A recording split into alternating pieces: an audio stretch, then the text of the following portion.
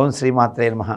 జై హిందూ ప్రేక్షకులకి అమ్మవారి యొక్క పరిపూర్ణ అనుగ్రహం కలగాలని మనస్ఫూర్తిగా కోరుకుంటూ ఈ వారం 13వ తారీఖు జూలై నెల శనివారం నుంచి 19వ తారీఖు శనివారం వరకు ఉన్నటువంటి గ్రహస్థితుల్లో అన్ని గ్రహాల్లో మనకి మార్పులు గత వారం కంటే కూడా కొట్టొచ్చినట్టుగా కుజగ్రహం మార్పు ఒకటి కనపడుతుంది.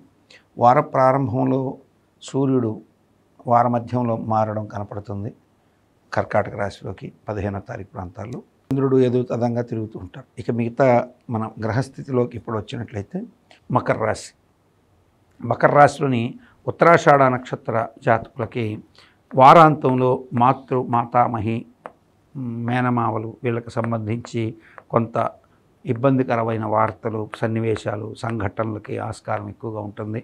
వార ప్రారంభంలో కూడా కొంత ఇబ్బందికర అంశాలు తలెత్తే అవకాశాలు ఉంటాయి. పితృ సంబంధమైనటువంటి విషయాల్లో, ఆస్తుల విషయాల్లో కూడా చిన్నపాటి వైరుధ్యం జరిగే అవకాశాలు ఉంటాయి.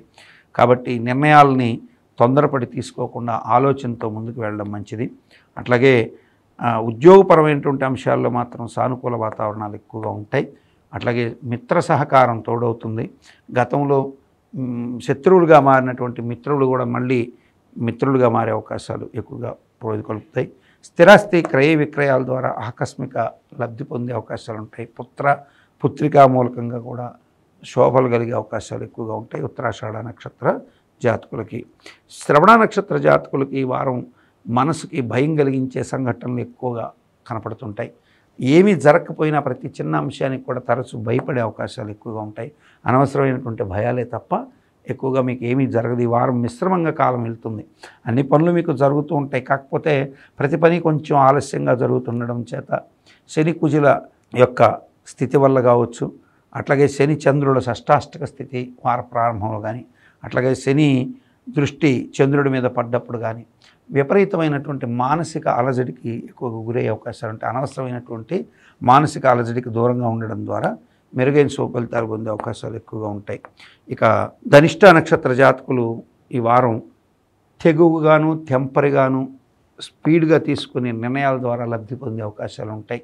అంటే ఎక్కువగా నాన్సుడు ధోరణి పెట్టకుండా అనుకున్నట్టుగా అమలుపరిచేటువంటి ఒక పర్ఫెక్ట్ ప్రణాళిక ప్రకారం, ప్లానింగ్ ప్రకారం వెళ్ళడం ద్వారా అన్ని విషయాల్లో విజయం పొందే అవకాశాలు ప్రస్ఫుటంగా ఉన్నాయి.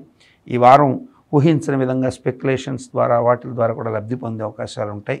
పితృమూలకంగా వ్యవహారాదుల్లో ఉన్న కోర్టు పరంగా వ్యవహారాలు ఉన్నటువంటి ఆస్తుల పరంగా కూడా మంచి జరిగే అవకాశాలు ఎక్కువగా ఉంటాయి మకర రాశిలోని ధనిష్ట నక్షత్ర జాతకులకి.